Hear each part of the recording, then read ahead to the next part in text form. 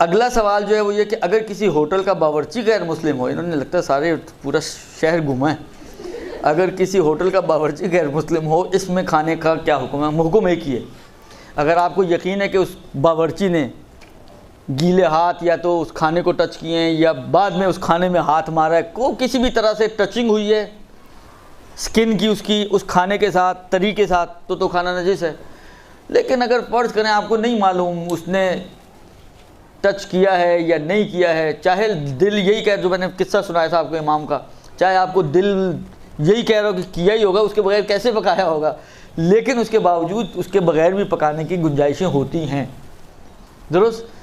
Gloves پہن لے، یا مثلا بعض اوقات کیونکہ بڑے بڑے ہوٹل وغیرہ ہوتے ہیں تو وہ، خیر پاکستان میں تو سب کچھ ہی چلتا ہے ماشاءاللہ سے، لیکن وہ چھنیاں ونیاں ہوتی ہیں، ان سے مثلا نچوڑتے ہیں، ان میں سے نکالا، اسی سے مثلا فرض کریں ڈال دیا ڈائریکٹ اس میں، پھر چمچے سے ہلا کے آپ کو پلیٹ میں ڈال کے دے دیا، تو کہاں نجاست آئی اس کے اندر؟ ممکن ہے نہ بھی آئے۔ تو جہاں دیکھیں، ہمیشہ یاد رکھیں، میں دوبارہ سے تکرار کر رہا ہوں، جہاں بھی آپ گنجائش ڈال سکتی ہیں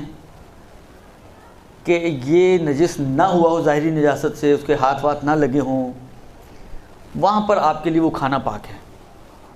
جب پاک ہے تو پھر کھا بھی سکتی ہیں، کیونکہ نہ کھانے کی وجہ وہی نجاست ہے نا، فرض یہ کہ نجس تو ہوا نہیں ہے،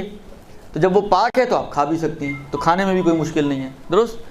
لیکن جہاں پر آپ کی مثلا آپ کے سامنے وہ پکا رہا ہو، آپ بعض لوگوں کو ہوتا ہے مثلا ماشاءاللہ وہ کچن میں گھس گئے، حالانکہ یہ واجب نہیں ہے، نہ گھسنا زیادہ بہتر ہے کہ سکون سے کھا تو لیں گے، اور پتہ نہیں کیا سوجی گھس گئے کچن میں، اب وہ آپ نے سامنے دیکھ لیا کہ کس ماشاءاللہ بے دردی سے کھانا پکا رہا ہے، درست؟ تو پھر وہاں پر پھر اب آپ گنجائش نہیں دے سکتی ہیں، آپ کی آنکھوں کے سامنے ہے سب کچھ، تو وہاں پر پھر آپ جو ہے وہ اس کھانے کو نہیں کھا سکتی نجس ہونے کی وجہ سے، درست؟ برحمتك يا أرحم الراحمين وصلى الله على محمد وآله الطاهرين